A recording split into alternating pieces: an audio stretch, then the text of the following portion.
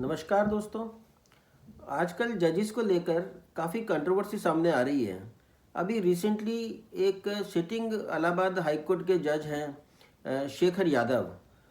वो वीएचपी के फंक्शन में चले गए और वहाँ पे कुछ कंट्रोवर्शियल कॉन्ट्ररी टू कॉन्स्टिट्यूशन कुछ उन्होंने रिमार्क्स करे, which is taken serious note of by even by Supreme Court and the other lawyers and legal community as such.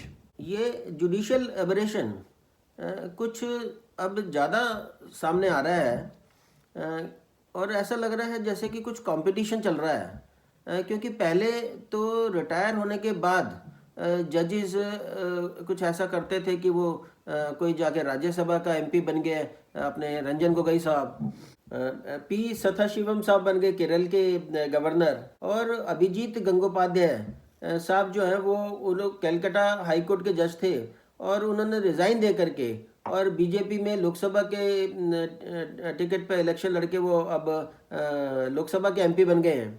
पर अब इवन सिटिंग जजेस भी अगर कुछ ऐसा रिमार्क कर रहे हैं तो they are violating the oath which they have taken under the constitution. Independence of judiciary तो फिर स्टेक पे है। देखिए, इन जजेस की रिटायरमेंट एज जो डिस्ट्रिक्ट कोर्ट जुडिशरी में है वो 60 इयर्स है, और हाई कोर्ट जजेस की 62 इयर्स है, और सुप्रीम कोर्ट जजेस की 65 इयर्स है। But the life expectancy is से अराउंड बिटवीन 85 to 90 ईयर्स। सो 20-25 साल अब और क्या करें, ये एक समस्या ज़रूर है, क्योंकि ये जजेस जब रिटायर होने के कगार पे होते हैं तो नहीं चाहते कि उनका लुटियन जोन का बंगला जाए या कार बेकन्स उनको छोड़नी पड़े, नौकर चाकर छोड़ने पड़े।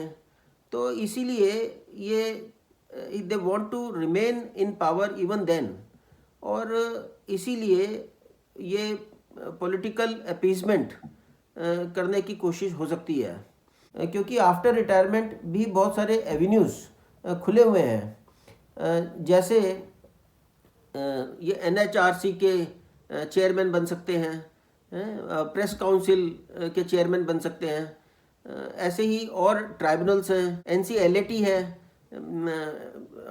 एनजीटी है, national commission district redressal commission forum है, और भी बहुत सारे ट्राइब्यूनल है, जैसे अभी आजकल जीएसटी और सेल टैक्स ट्राइब्यूनल्स वगैरह, income tax appellate tribunal etcetera. ये सब में रिटायर्ड जजेस जो हैं खप जाते हैं, क्योंकि आफ्टर रिटायरमेंट जो है ये प्रैक्टिस करना कितना आसान नहीं है, और कुछ बार भी है, क्योंकि आफ्टर रिटायरमेंट डिस्ट्रिक्ट कोर्ट में अगर कोई जज था तो वो वहाँ पे डिस्ट्रिक्ट कोर्ट में प्रैक्टिस नहीं कर सकता। जो हाई कोर्ट में जज था वो उस स्टेट हाई कोर्ट में प्रैक्टिस नहीं कर सकता, और सुप्रीम कोर्ट के जज अगर रिटायर हो जाते हैं तो वो इंडिया में कहीं पे भी प्रैक्टिस नहीं कर सकते। पहले दलवीर भंडारी साहब थे, he is the only person who has taken himself to age a जज of International Court of Justice. बाकी लोग तो ऐसा नहीं कर पाए, और वो यहीं पे ही पॉलिटिकल रैंगल्स में ही फंस कर रह गए कि जी मेरे को गवर्नर की पोस्ट मिल जाए, प्रेसिडेंट की पोस्ट मिल जाए, वाइस प्रेसिडेंट की पोस्ट मिल जाए, etcetera etcetera. There are many जजेस who have not liked the judicial system as such and they have resigned and they have come back, like Justice Neeraj Kishan Kaul साहब हैं, वो हाई कोर्ट में जज बने थे और फिर वहाँ से उन्होंने रिज़ाइन दे करके और वापस सीनियर एडवोकेट की पोजीशन पे आ गए। ऐसे ही जस्टिस एमएल वर्मा साहब थे, वो दिल्ली हाई कोर्ट में थे जज, उन्होंने रिज़ाइन कर दिया था और वापस प्रैक्टिस में आ गए थे। From the recently Delhi judiciary से जो है राजीव नंदा डिस्ट्रिक्ट जज थे, वहाँ से वो रिटायर होकर के रिज़ाइन करके और वो सीनियर एडवोकेट अब आज के डेट में है सुप्रीम कोर्ट में। सो देर आर पीपल जिनको वो बात पसंद नहीं आई, तो वो वापस अपने कैलिबर से हिसाब से उन्होंने अपने प्रोफेशन को चूज़ किया। जब इन जजेस का कॉन्स्टिट्यूशनल अपॉइंटमेंट होता है तो they can be removed only by way of impeachment. ये केवल इसलिए होता है कि जज जो है अपनी कुर्सी पर सोवरन फंक्शन का निर्वाह कर पाए विद इंडिपेंडेंस, और उसके ऊपर जो उसके अपॉइंटिंग अथॉरिटी का कोई प्रेशर ना हो. Now since he can be removed only in only very limited situations, and that too by a particular process that serves as an independent judiciary. पर अगर जजिस के दिमाग में उनकी पोस्ट रिटायरमेंट एवेन्यूज़ के लेकर के प्रश्न चल रहे हैं, तो इस अपॉइंटमेंट का और इस इम्पीचमेंट प्रोविजंस का पर्पज़ ही डिफीट हो गया.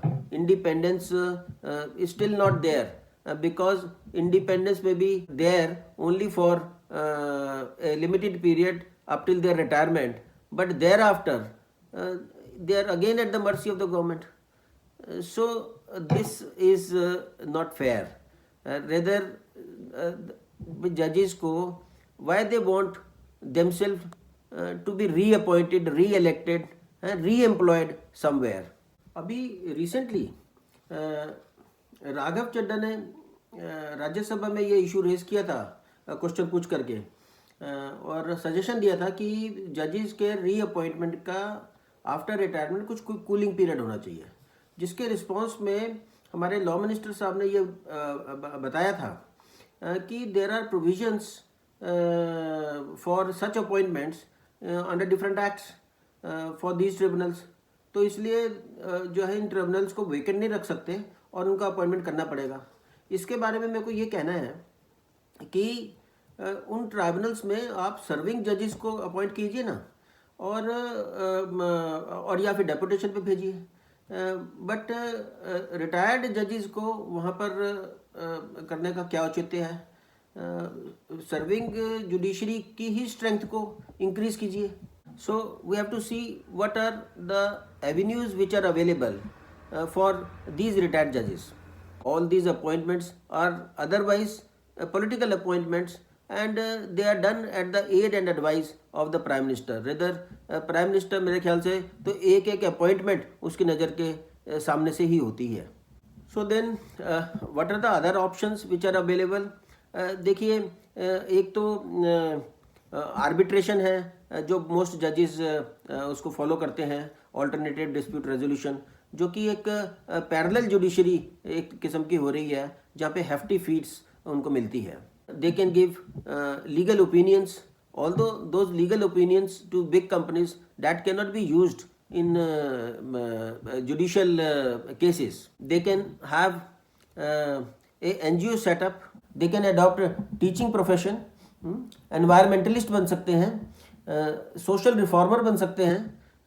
They may engage themselves in literary functions. book writing कर सकते हैं. Let them go and have a word like speaking tree, और कोई अच्छी इंटेलेक्चुअल टॉक जो है लोगों के सामने समक्ष प्रस्तुत कर सकते हैं. Not a political talk but an independent which is beneficial for the whole nation. आजकल सोशल मीडिया है, यूट्यूब है, they can transmit their legal expertise in many ways. और मैंने देखा है कि आफ्टर रिटायरमेंट जो सुप्रीम कोर्ट के रिटायर्ड जजेस हैं या हाई कोर्ट के रिटायर्ड जजेस हैं, they start criticising their fellow colleagues who are junior to them who are sitting जजेस, there bye impacting the independence of judiciary as such. उनका मोरल जो है बूस्ट करने की बजाय उनका मोरल जो है डाउन करने के चक्कर में रहते हैं. That is also not fair. Rather that amounts to undermining the judicial authority. If they are eminent experts in their field, they should serve a good purpose. जो आप अपने टेन्योर में नहीं कर पाए तो उसको दूसरे को करने दो. ये तो वैसे ही बात हो गई. एक दुर्गा स्तुति में एक श्लोक है कि शक्ति रूप का मरम न पायो, शक्ति गई तब मन पछतायो. तो अब पछताने से क्या होगा? आपको पहले ही वो सारे काम करने चाहिए थे जो आप चाह रहे हो कि आपके सक्सेसर्स करें. So I request these constitutionally empowered judges to show some empathy to the people. Do serve a cause of the public at large. बजाय कि आपस में कंफ्यूजन्स और कॉन्स्टिट्यूशनल क्राइसिस खड़े करने के। आज की वीडियो में बस इतना ही। I hope I am clear in my thought. Just मन में ऐसा विचार आया था तो I thought I must express it myself in the channel. Thank you very much. जय हिंद।